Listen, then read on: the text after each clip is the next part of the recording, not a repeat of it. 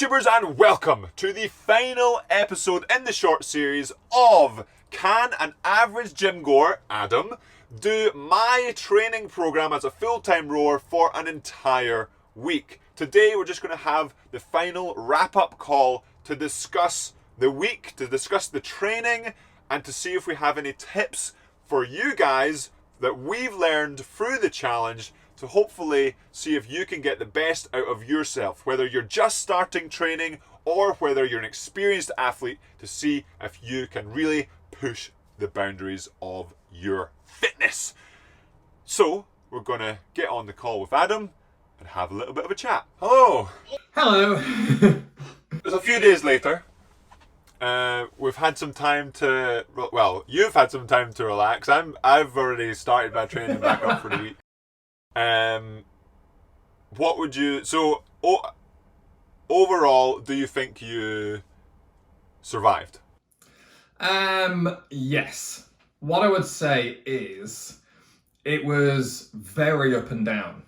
And that was the kind of shocking bit. It's like, I thought it would just be, you know, you're in a pain cave, you learn to deal with that level, and then you just suffer for a week and then it's over. But it wasn't. It was like moments of the hope almost made it harder. It was like I started to convince myself I was fine, like a few points, and then I'd do another session and I'd fall straight off that cliff of happiness. And so, yeah, it was tricky, and it was harder than I thought it was going to be, just because of the way that I perceived it. Not necessarily the exercise. I knew the exercise was going to be hard. You know, I've done exercise before, but balancing it with work, balancing with my life and having to not do the things I would normally do. So I didn't get as much rest. I didn't really chill. I didn't watch TV like at all the entire week. I didn't spend any time with my family. So it was just work and this, and then eating when I could. That was another tricky thing, is like I wasn't eating at the times I normally do because I was busy with extra training sessions. My food actually got worse rather than better. And obviously, as you said at the start, your number one tip is get your food right. And so, you know, I couldn't really schedule it very well. And I think that was the other side that was hard. So the first was the mental up and down of feeling good, then bad, then good, then bad. And the other was the timing of it all and trying to fit it in and clearly sacrificing things I should have done better. And I'm not saying that if I didn't have a full-time job, I could do what you do. Like, that's not what I'm saying at all. And a lot of people do say this. And it's like I've seen, because I was a personal trainer many years ago, you'd see these celebrity transformations, like X got shredded for this movie. And like everyone would comment online being like, oh, if I had a personal trainer and all the time in the world and all this to get like that, then I could do that, but I can't. I've got a full-time job. And it's like, not necessarily. Like, just because you have the time doesn't mean that you would choose to put your time into what you do. Like, if you had more time because you didn't have a full-time job, you probably wouldn't be doing this. You know, you'd be doing something much easier and much more enjoyable. I think 99% of people, given the choice, wouldn't do what you do. So it's not a time factor. Yes, I did it with a full-time job, but clearly looking by the numbers on Magic Mountain and your output versus mine, you burned twice as many calories because the sessions that you were doing more distance, more time, you were working harder, you were lifting more weight. Just because I did the program doesn't mean that I did it at your level, and certainly doesn't mean that I could do it every single week. Yeah.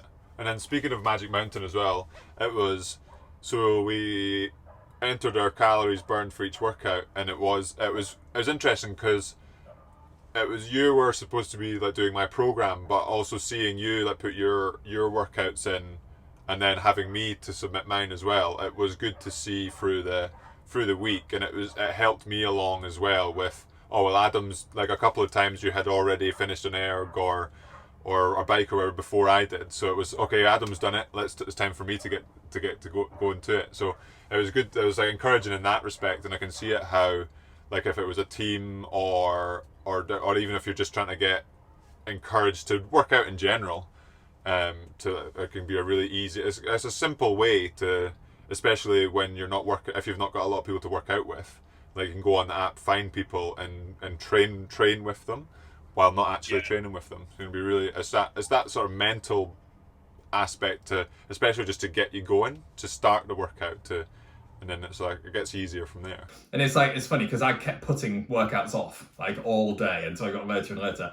And when I saw on the app that you'd done all 3 of yours way earlier than me, I was like, come on, Cam's already finished his workouts for the day. I bet he sat there with Yam, chilling, reading a book, doing what, and I'm here putting off this last workout. So it was really useful in that sense that even for an experienced exerciser, setting a higher goal than I normally would means that having you alongside me on the app just allowed me to hit that goal. So it was really good fun. And, you know, I think you've set the bar very high in terms of like what a training week for an elite athlete looks like. You know, you burn over 20,000 calories, and that's a standard training week for you. As like, what I want to do with Magic Mountain is now take this to other sports. I want to take it to boxers and cyclists and runners and whoever to say, look, what does your typical training week look like? Is it harder than rowing? Is it anywhere close to rowing? So it'd be interesting to see. But yeah, I mean, so based on my experience this week and based on what you've seen me do, what would you tailor the program to for somebody who was in my position but wanted to get a bit of a flavour for what you do? Would you cut each session down? Would you maybe have a rest day? What would it look like? Well, I think the only way to sort of really experience it is to do what you've done. You've got my program and try it. If you want to sort of get the maximum benefit out of actually training rather than blowing up or just struggling for the week, I think it's basically trying to do the workout. So it varies for your level of fitness. So it kind of depends a little bit, but I think if you can basically get one workout in a day consistently, and you can basically choose any of the 3 that are like in a day, because a lot of them, they're all similarly based and something. Then you have a choice of 3 workouts every day. Like, oh well, maybe I feel like weights today, maybe I feel like pieces, or maybe I feel like just a steady one. And then it's a case of, well, if you manage to do that, choose one every day of the week, and then you can start to play around with, okay, I did 6 last week, maybe I can do 7 next week, and that's 2 sessions one day, but the rest are 1, and then just change it up. Last week that we trained together, that's the first week of my next training block, so it's the lightest week that I've got until January. so this week, like last week, we did about 105-ish K on the bike, and yesterday I did 115. So it goes up and up, and so hopefully by January I'm sitting at 180-ish K on the bike, so that's one day. But it's just 5 to 10 K every week going up, so it doesn't feel much from day to day, from week to week, but from start to finish of the program, of the block, that's when you look back and you're like, how am I doing this much training when in that first week I was struggling? And that's the same with the deadlifts, the weights room, or any pretty much any training. If you're just slowly progressing week on week, it adds up to big changes over time, rather than one week you do as hard as you can, as high, as big a weight as possible, as much miles, and then the next week you do nothing. And then the next week you try again, and then you never actually improve. Whereas if you start relatively easy and then feel like, I would say recommend and finishing the first week or 2, I could do more. But hold back a little bit so that you can progress. Yeah. It's funny how quickly you do adapt to this stuff as well. It's like, it's now Monday, just for anyone watching. So the final day was on Saturday. And I swear on my life, I went to bed at 7 p.m. on Saturday night and woke up at 8 a.m. on Sunday morning. So I slept for 13 hours. It was the first day I hadn't set an alarm. Like each day last week, I woke up later and later because I was really struggling to recover. And I think that was just the sleep debt that we spoke about. Just like, right, I'm writing you off for 13 hours now. And then I felt pretty good on Sunday, still had a very chill day. But then this morning, I felt great again. And so I've just been out to row. I've got an erg session later on. And it's like, I do feel like my body is ready to do another decent week of training. Not what I did last week, because mentally, I don't think I could do it. But physically, I think my body's primed for exercise now. So it's almost like it said, okay, well, you're doing that, fine, let's get ready for that again. And now if the training load is decreased, I'm actually feeling really full of energy because I think I'm ready for that. So that's been really interesting, that I woke up this morning really raring to go with exercise. Yeah. Slight issue, I'm still eating what I was eating last week and I'm exercising 80% less. So I have actually put on weight. Like I weighed myself just now, and I've put on weight. I'm still eating all the pasta and lots of bread and butter. So that's something for people to be aware of. Is yes, you get into the frame of mind of exercising, that becomes easier. You also get into the frame of mind of eating a lot. And so if this is going to be a one-off thing, just remember you can't keep eating like that forever. So you might be having a bit of excess food. So I think I need another challenge. But yeah, I mean, I did really enjoy it last week. It was definitely hard. It was definitely something that I found more challenging mentally than I thought I would. But when it was over, I thought that was fantastic. And it's like, that's exercise, right? And I spoke about this in one of my many whinging videos. Is like, the reason I love exercise is it makes me appreciate what I've done and what I'm now doing that's comfortable. And it's like cycling. A flat route is fine, but a hilly route, when you get to the top of a hill and you get to stop pedaling and you carry on rolling, you feel good because you've worked hard to get there. It's like, I love a Sunday afternoon inside when it's raining outside if I've gone out for a wet, cold dog walk first, because I appreciate the indoors. And it's like, once you've completed a physical challenge, being able to then relax and lay down and rest, you appreciate 10 times more than if you just chilled out all week, because that wouldn't feel any different. Whereas the kind of the contrast between the relaxation and the ridiculous hard work is so severe at the end of last week. This feels 10 times better than it would have had that not happened. And so getting to the end of the training week, I was on a high, you know, all of Saturday and all of Sunday.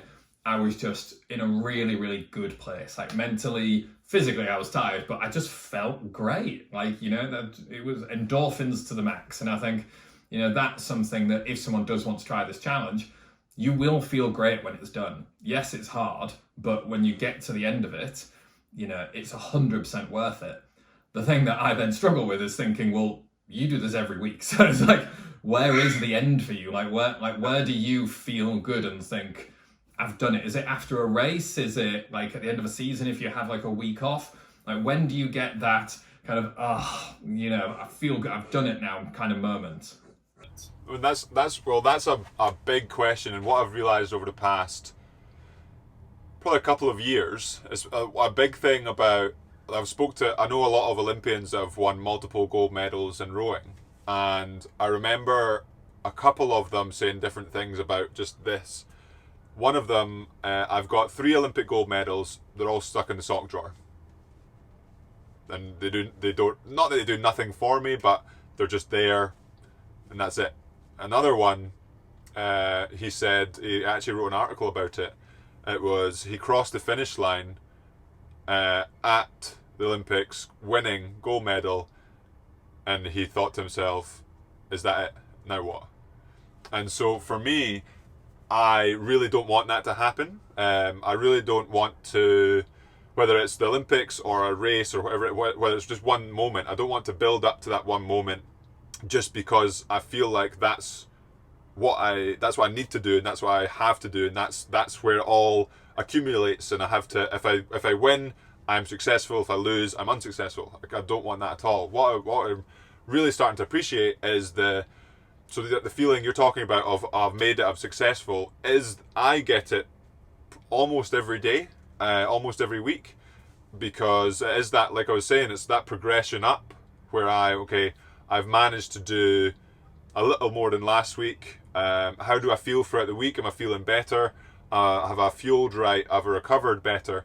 It's all that kind of thing that goes around the training rather than just the final product. I don't ever want to go to a race and finish the race and think, you know, obviously finishing the race, doing the race, whatever the result may be, will be a sort of peak, but it doesn't mean it's not the be all and end all.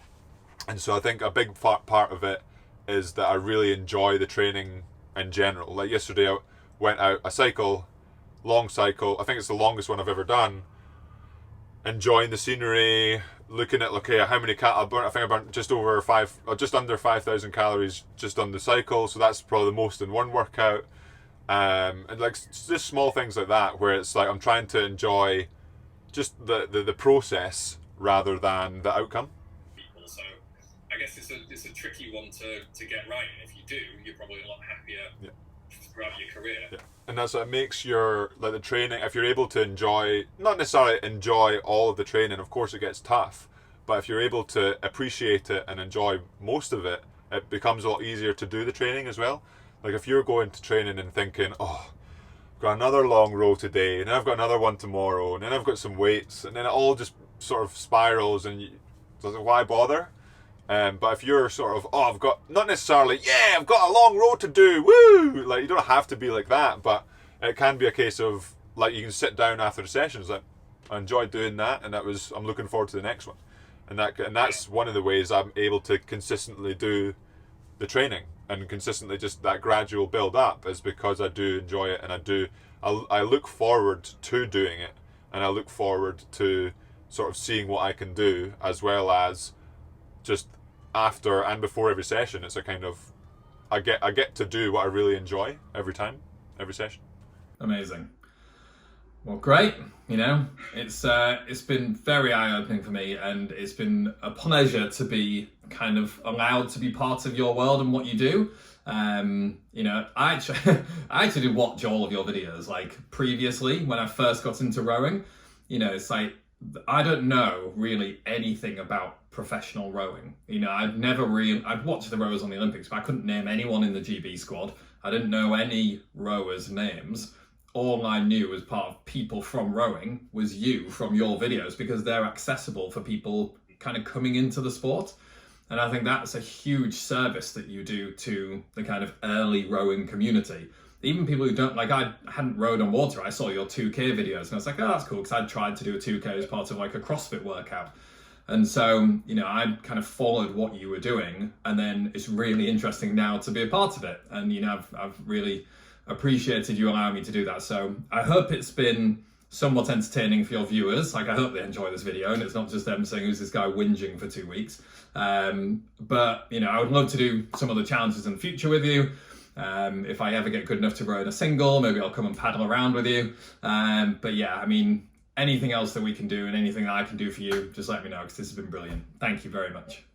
I appreciate it. And it's really sort of, it was really like inspiring for me as well, seeing like whether you were, oh, this is really tough, but I'm going to keep going, and and it's like, it's good to see you, really good to see you keep pushing on.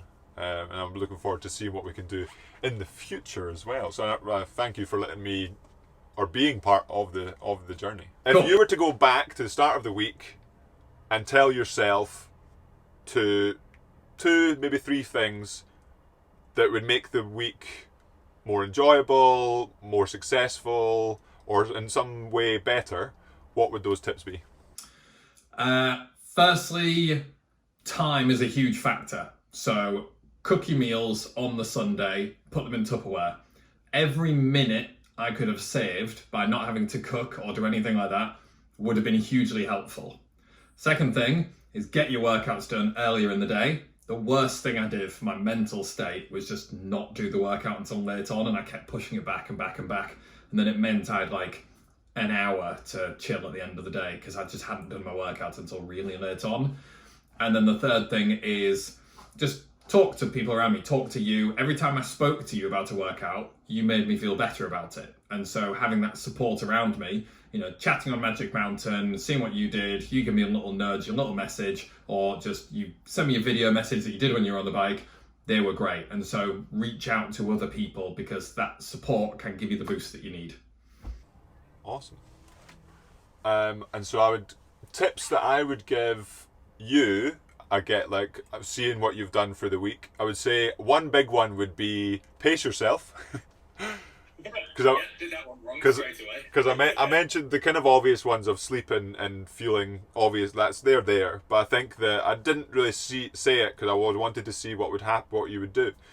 So on the Monday you did a big day, which was probably closer to what I would do every day, but you're not kind of used to it. Maybe a bit hard on the bike.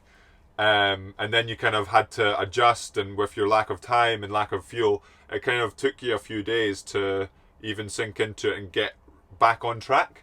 Whereas going back, I think it would be okay, starting not necessarily really easy, but making sure you get through the day not feeling like you can't do another day. I think that would probably be the biggest way, and then that kind of feeds into everything. You go through the first day feeling that you can do the second day, so then you feel like you have more time, your feeling's better, so fueling isn't such a point that you have to get right for the rest of the week and everything like that. So I think that would probably be the biggest point of plan it out and get the pacing right, whether that's on the bike, the weights, or the erg. Amazing. All right, man. Well, you will see me around, probably not doing your program again for a little while, but I'm sure we'll catch up soon. Take care, man. Take care, man. And that's it. That is the challenge complete. Adam did pretty much survive. He is alive at the end of the challenge of can an average sort of gym goer do my training program as a full-time rower. Let me know in the comments below if you think you'd be able to do better than Adam, or if you have any ideas of who you think should see if we could do the challenge together. Maybe it's a cyclist, maybe it's a footballer, maybe it's a rugby player, but I would love to see this challenge grow and see if we can get more people seeing what rowing is all about, and maybe I try those workouts. And as well, it wouldn't be possible without the guys at Magic Mountain, Adam included in that. Like I've said in the video, it gives me and whoever's using the app a chance to get that little bit extra encouragement, especially when you're sort of, oh, do I really want to do this workout?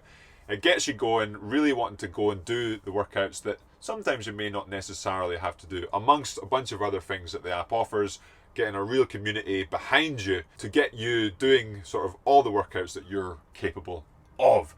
But that will be it for the mini series of Can the Average Gym Goer Do My Full-Time Training Rowing Program. Hopefully you have enjoyed it, and remember to subscribe if you haven't already. Hit that notification bell so you are made aware of when the next video drops, whether it's another challenge or something else. Hit that like button if you did enjoy this video. If you disliked it, let me know in the comments below why, so we can keep on improving, and I will see you in the next video.